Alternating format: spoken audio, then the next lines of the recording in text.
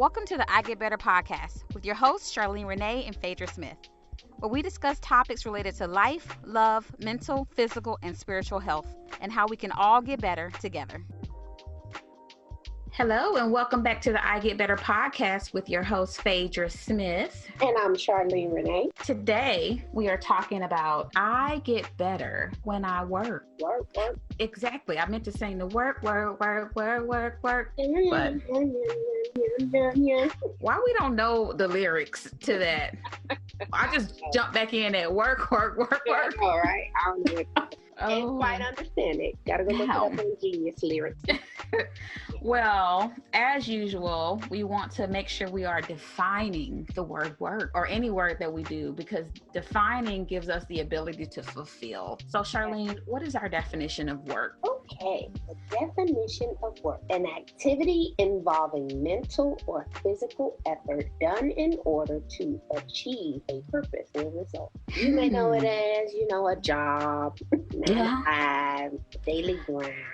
Well, I was thinking about that as I prepared. There are so many different types of work though, right? We can work at something, we work on something, we work through something, we work out something. So whether that's a physical thing where I'm working out, that's a relationship I'm working on, it's a problem I'm working through, or it's a job that I work at. So there's different types of work and they can tend to all feel the same. Right. I think the word work just has a bad rap.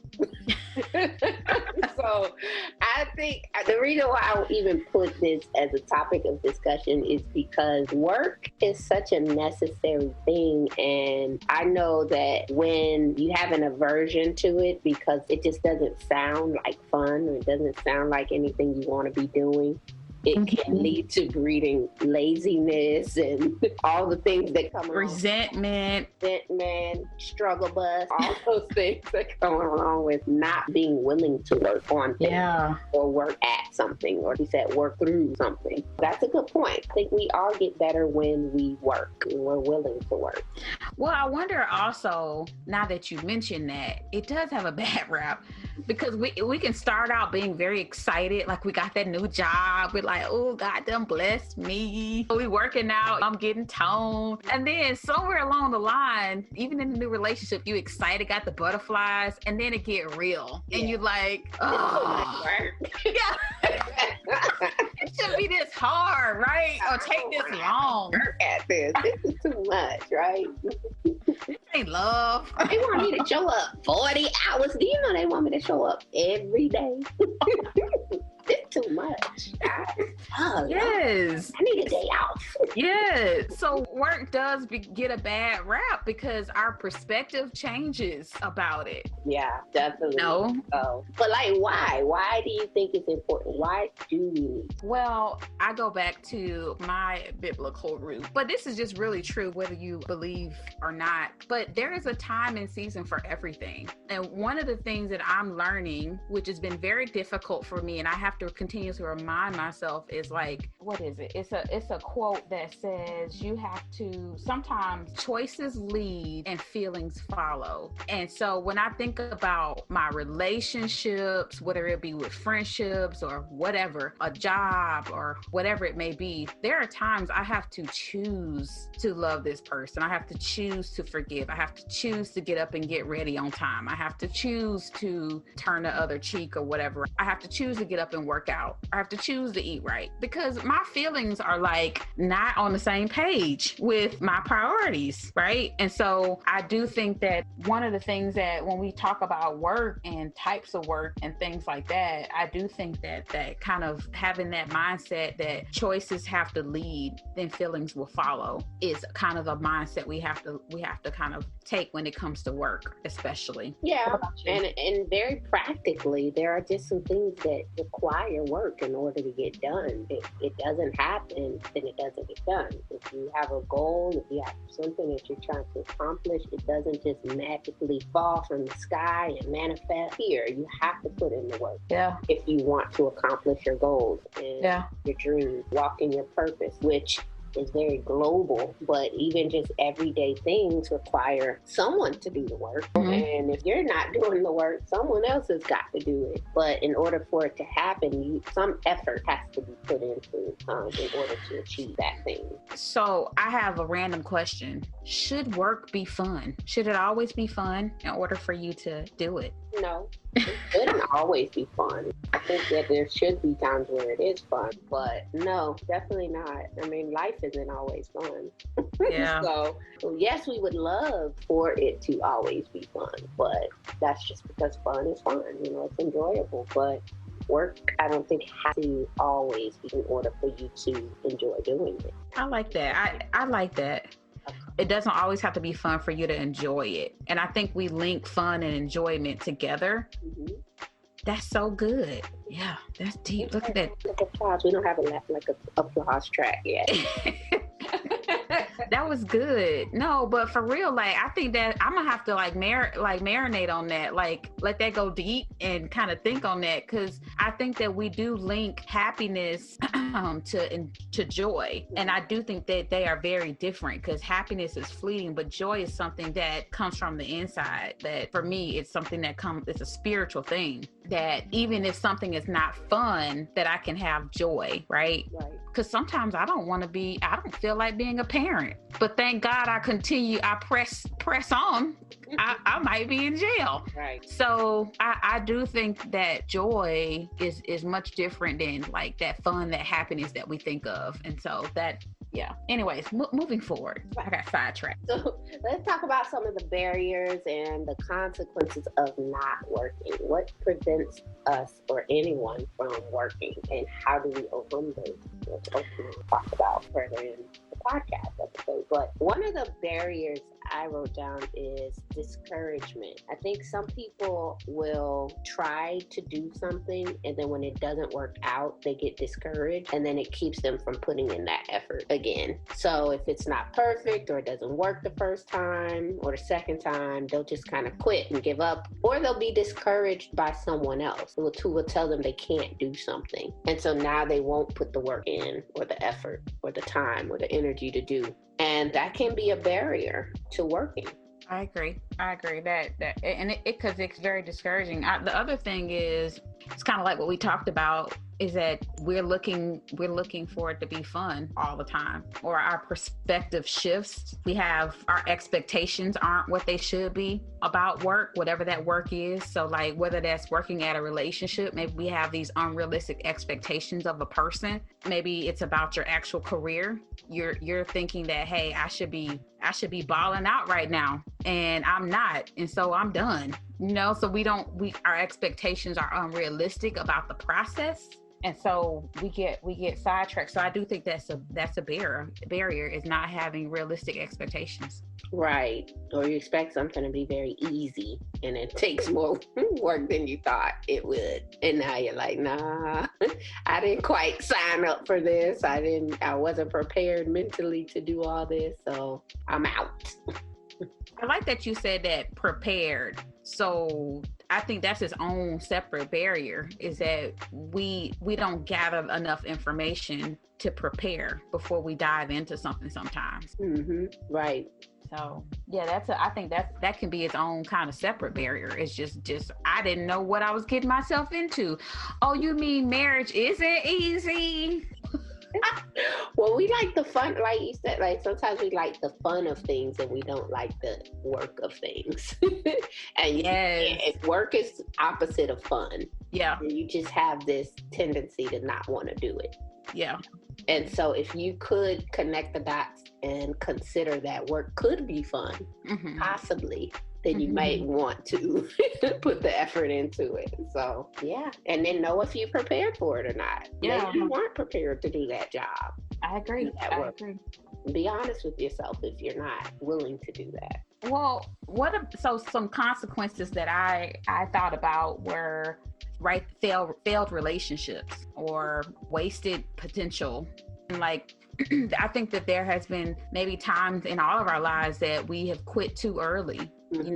or burn bridges because we failed to see the value in something because we had unrealistic expectations of what the process looked like. So some of the consequences is that we flat out, we don't grow or fulfill our full potential in certain areas of our lives because whether that be relationships, jobs, health-wise, whatever it may be, because we quit too early. So that can be a consequence. Mm-hmm. And practically, you may not be able to eat and have a roof over your head. We're talking about working a job. Oh yeah. You might be broke. That's a consequence of not working sometimes, not being able to eat, not being able to provide for yourself, provide for your children if you have them. And that's a very real consequence when you're not willing to work in some capacity. Some people aren't. I agree. Like, they are not willing to work. They do not want to. They have no desire to do it. They have no motivation to do it. And they just kind of say, that's not for me. I don't want to do this, so I won't. Well, that goes into also, that starts to get into that kind of mental health piece too, with that self-esteem, and always having to rely on someone else that loses your independence, your confidence. And those are things that I feel like people don't think about when you think about work and also the effort, the process of working. It really does give you a sense of confidence in certain areas of your life to be able to do things differently. You start to think differently. You start to act differently in some ways. When I can go out and get my own pair of shoes and I don't have to ask my mom and dad for money, I'm feeling a little different. Yeah, there's a pride that comes in that, like, of accomplishment. Like, yeah, look what I was able to do because I put the effort and the work in to go and getting what I needed, so I could get what I wanted. And then I was actually looking into like the concept of laziness, right? Like, what makes certain people lazy? Like, we all have lazy moments, but there are some people that are just perpetually or chronically lazy.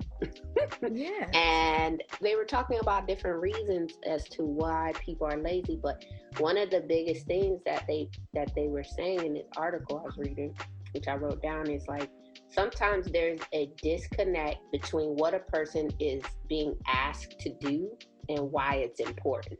So if people don't place an importance on why this task, a high enough importance on why they should do a particular task that someone's asking them to do, they won't do it. And so that's seen as being lazy. But if you put a high value on doing something for its importance, then you will be more likely to put the effort and the work in. And that's so true. For some people, it's just not important to work. They don't see why, they should do a task. There are people who have a job and won't work at that job. Right. Like, they will come to work and try their best not to do anything that day they're supposed to be doing, because they may not place any value on its importance. Right. And so those are the people who are just there, like, and everyone else has to pick up the slack for them because they don't want to work. Right. And I think that value is sometimes also built into consequences that are big enough for that particular person. Right. And, I think about, I've had so many parents that are just like, I don't know how to get them to do this and that, and I'm just fussing all the time and blah, blah, blah. And then, or even people in leadership, or wives or husbands, they're like complaining about something, and I say, well, what's the consequence if they don't do it? And then they're like, well, right. And I'm like, I've had that many times when I'm doing counseling with parents who are saying that. I'm like, well, what happens if they don't go to bed? Yeah. Sit down and be quiet and stop cutting up and screaming and throwing tantrums. Nothing. Well, I don't want to whoop them. Well, there's other consequences besides beating your children to comply. So it knocks out the box a little bit, because if I don't have a consequence, I'm not going to bed either. Right. Or I'm not going to go to work and do work. Like, so I do think it falls back on that person in that leadership position sometimes also, is to set is to help build in that value, because a lot of us, it's enough for me to be passionate about what I do, for me to stay motivated, or it's enough for me to desire that money, that paycheck at the end, for me to stay motivated. But for some people, they also need those, I don't say some people, we all need consequences. I mean, that's the whole, that's how they get us to wear our seatbelts. We know we have consequences, right? So that's a part of that value system, is like, and then if you're not giving consequences, then www.greenhousecounselingfl.com. You might need some therapy, because then that goes back into, well, why aren't there consequences? But that's a whole nother podcast. But I think just remembering with work, I do think there are things that come into play, that the opposite of work is not necessarily laziness, but I do think laziness comes into play. I think value, priorities, I think our definition of what work looks like and should be like and should feel like comes into play. So there's multiple things that we have to set back and say, well, what is work for me, and does it have a negative connotation, and am I avoiding it because of the negative stuff? Mentioning it, with that being said, what are some ways that we can get better at maybe our desire or our want, or just work in general? What do you have? So one of the things I have as a way to get better at work, or getting better when I work, is to have a bigger reason other than just yourself and your needs. So in that sense, like, have a higher purpose for your work than just what you can get out of it. I think that can keep you going in doing the work when you don't feel like it. Like, if I'm just like, I can't be an effective therapist if I'm just doing it to get out of it something for myself, like provision for my bills and things like that. Like, I can't be fully at my best capacity in the work I do if I'm just doing it for me and what I can get out of it. I have to be wanting to help other people, and that's going to keep me going and doing the work, even when I'm tired, even when I've had a hard day, when I don't feel like listening to others and the issues that they have going on in their life. I have to have a reason bigger than myself for the work that I do. Some things, a lot of people do, they say they work for their family or they work for their children, but even that is serving a personal need some of the time, and not something outside of your own household. Yeah, I agree with that. And I was just thinking that I've had jobs in my life where I haven't felt like it was essential, and so I do think changing our perspective is also a way to get better. So whether you are the president of the United States, or a therapist, or a teacher, or a doctor, a lawyer, a manager at Walmart, or just part-time at Walmart, or whatever. I think especially in 2020, one thing that it has taught me is that our essential workers are not just who we normally think of. So I've always thought of certain jobs as essential, but now coronavirus has even shown me I am so glad that Whataburger is open. Like, in some of those moments, that was essential. Like, I am mentally so drained that I don't even feel like cooking. I don't want nobody to ask me what's for dinner. Like, I just want to go through the drive-through. Right. And I have had moments where just even going to Dollar General or something being open after the hurricane and just being like, you know what? Thank you for your service. And it's not just like, thank you for being at work today and deciding to come to work, because I know you probably didn't feel like it. And so thank you. I appreciate you for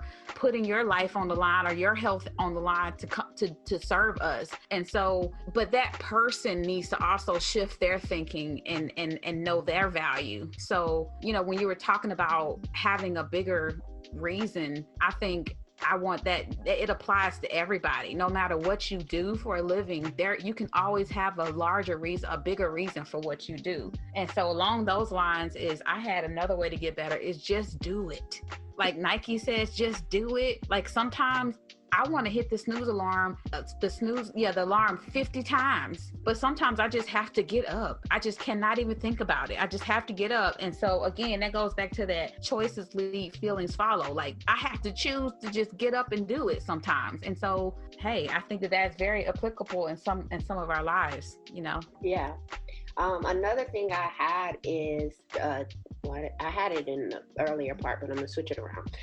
So the perception, changing your perception that work cannot be enjoyable, and the opposite of work is not play, and the opposite of work is not fun. Like, if you think that if I'm working, I can't be playing or I can't be having fun, then you will have the tendency not to want to do it. But what if work was fun? What if it was enjoyable? What if it wasn't? What if you could have some play involved in your work?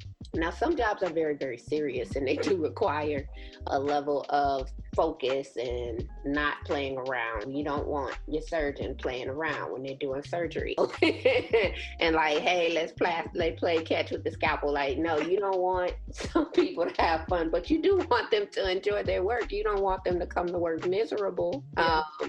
To the point where they mess you up. So finding joy in your work does not mean that you can't, like, you can only have fun when you're not at work. I guess that's the way I'm trying to put it. Like, I can enjoy my day while I'm at work, and it's not just, I can't wait to get off. I can't wait. I'm counting the clock because I'm ready to go home where I can have fun. Like, why can't you find enjoyment even when you're not at rest? I guess. I like that you said that, because I thought about even just putting on music in the background. Mm-hmm. Like, for me, like, I hate doing notes, but like sometimes when I put on music, I just get into the zone, and I'm like, that's how I can get it done. Like, let me put on something. But you know, the key for me with that is I can't put on music that I know, like the words. Yes. I'm gonna be singing. I have to put on an instrumental because otherwise I'm gonna be like singing the song, take forever to write these notes. Yeah. Has to be something in the background. Yeah.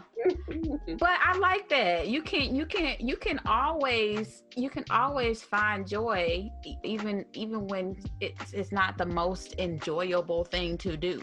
You can bring that. You do have some control over that. So I really like that. And you can be the joy. Maybe you have a bunch of negative, nasty people, miserable people that you work with, but you could be the person that brings joy and the sunshine into your job. And if you don't have any, then listen to I Get Better When I Get Joy, because we haven't done it yet, but we'll do an episode on that, because if you don't have any joy, it is hard to find joy at work.